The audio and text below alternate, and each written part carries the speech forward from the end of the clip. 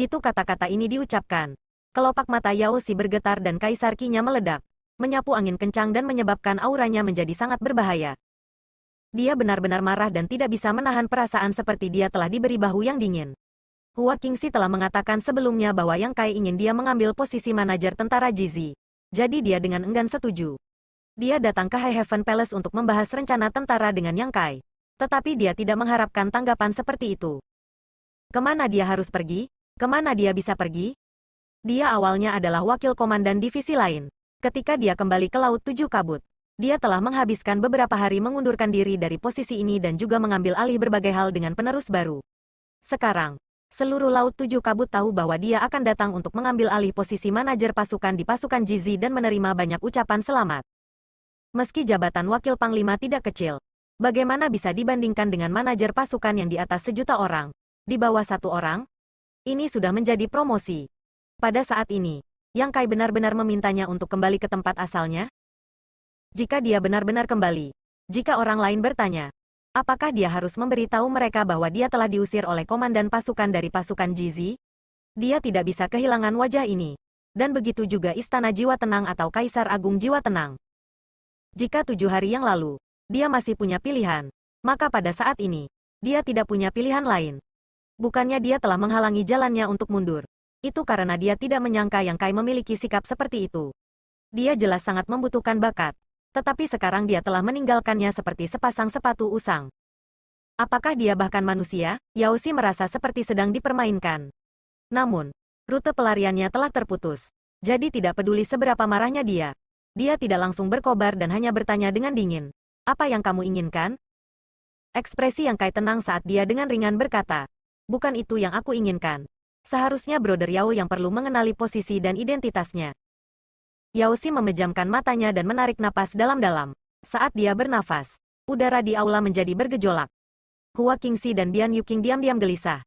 Takut keduanya akan mulai bertengkar lagi jika mereka tidak setuju satu sama lain. Mereka tidak khawatir Yang Kai akan menderita kerugian. Tetapi jika mereka benar-benar berselisih dengannya, mereka akan kehilangan semua harapan untuk berteman dengannya.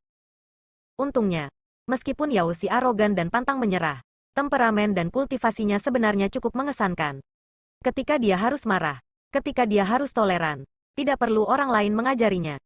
Sesaat kemudian, ketika dia membuka matanya, dia menangkupkan tinjunya ke arah Yang Kai, memiringkan kepalanya ke samping, dan berkata dengan suara rendah, Yao Xi, salam Tuan Komandan. Setiap kata yang diucapkannya dipenuhi dengan kesedihan, kemarahan, dan air mata.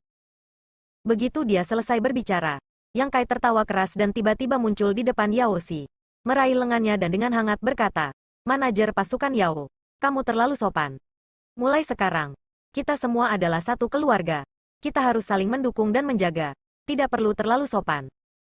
Sikapnya tiba-tiba mengalami perubahan drastis. Jika ada orang yang tidak tahu tentang adegan intim ini melihat ini, mereka mungkin akan berpikir bahwa Yang Kai dan Yao Xi memiliki hubungan yang baik. Hua Qingxi tidak bisa menahan tawa dan menggelengkan kepalanya. Akhirnya memahami niat Yang Kai. Kepala istana telah menekankan posisi dan statusnya 2 kali untuk disapa olehnya sebagai komandan. Lagi pula, setelah melihat Yang Kai hari ini, Yao Xi memanggilnya Palace Master yang tidak masuk akal. Biasanya, gelar seperti itu tidak masalah, tetapi sekarang itu tidak mungkin. Yang Kai adalah komandan pasukan Jizi-nya sendiri, sedangkan Yao Xi adalah manajer pasukan dari pasukan Jizi ini. Ini adalah hubungan antara atasan dan bawahan. Hukum tentara itu memaksakan. Dan perintah militer seperti gunung. Tidak peduli apa, Yao Xi harus memanggil Yang Kai Tuan. Hanya dengan melakukan itu dapat terlihat bahwa Yao Xi menganggap dirinya sebagai anggota tentara Jizi dan mengakui posisi dan identitasnya, bukan sebagai putra Kaisar Agung. Inilah mengapa sikap Yang Kai berubah. Sambil memegang lengannya, wajah Yao Xi berkedut, matanya menyemburkan api. Namun, Yang Kai bertindak seolah-olah dia tidak memperhatikan ini dan berkata kepada Hua Qingxi, ayo, bawakan aku anggur. Hari ini, manajer pasukan Yao mulai menjabat, dan komandan pasukan ini ingin minum bersamanya. Sebelum Hua Qingxi bisa menjawab, Yao Xi berteriak, mari kita lihat siapa yang berani mengambil anggur. Dengan perut penuh amarah, bagaimana mungkin dia ingin minum? Bahkan jika dia ingin minum, tidak mungkin dia minum dengan Yang Kai.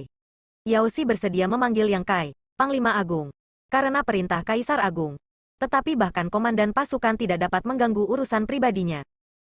Hua Qingxi awalnya ingin mendapatkan anggur.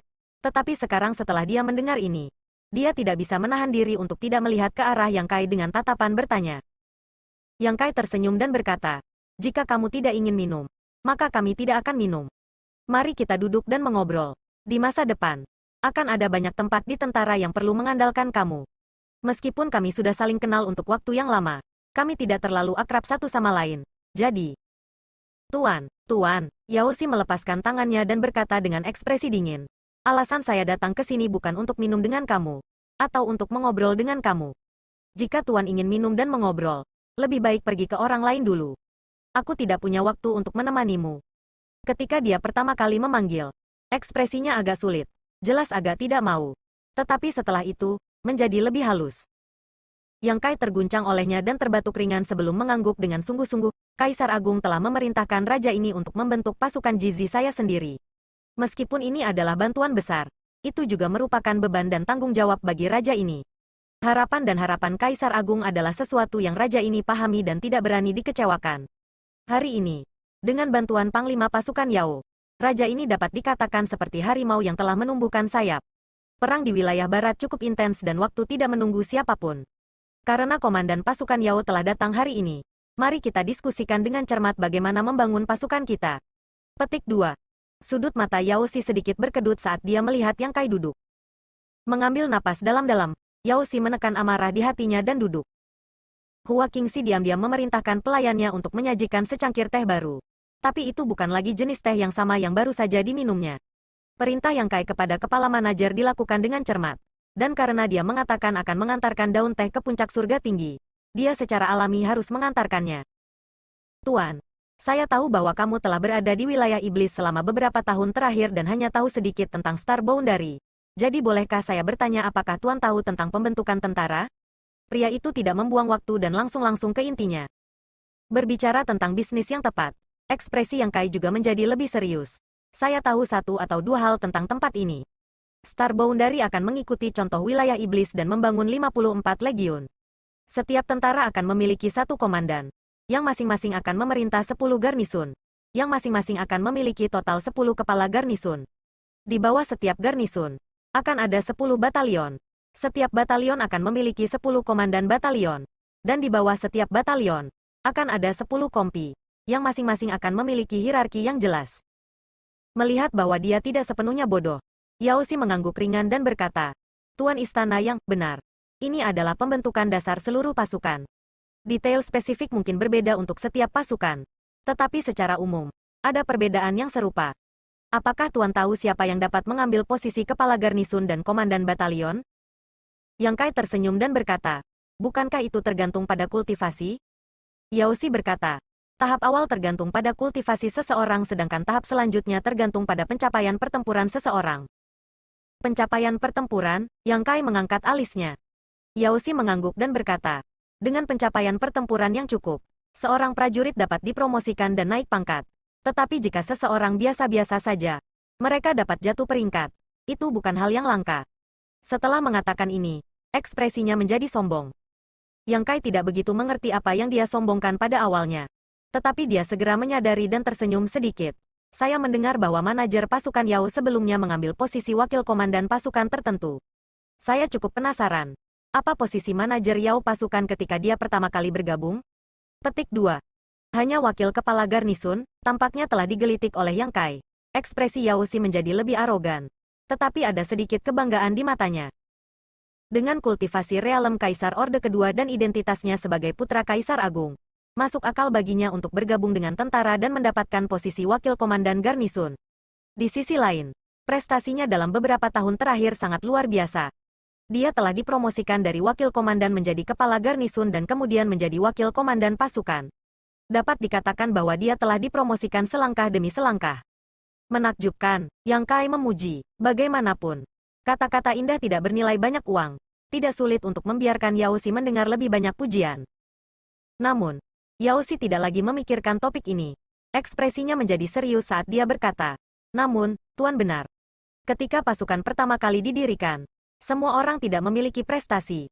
Jadi memang benar mereka diberi posisi berdasarkan kultivasi mereka.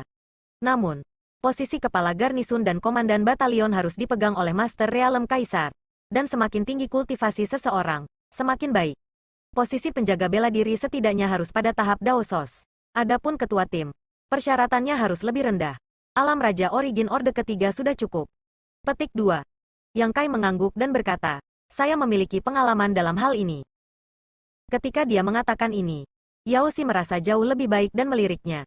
Tapi sekarang masalahnya adalah, pasukan Jizi kita tidak memiliki cukup tenaga untuk menduduki jabatan kepala garnisun dan wakil kepala garnisun. Yang Kai mengangkat alisnya. Tepat sekali. Kita tidak memiliki banyak kaisar realem. Itu benar.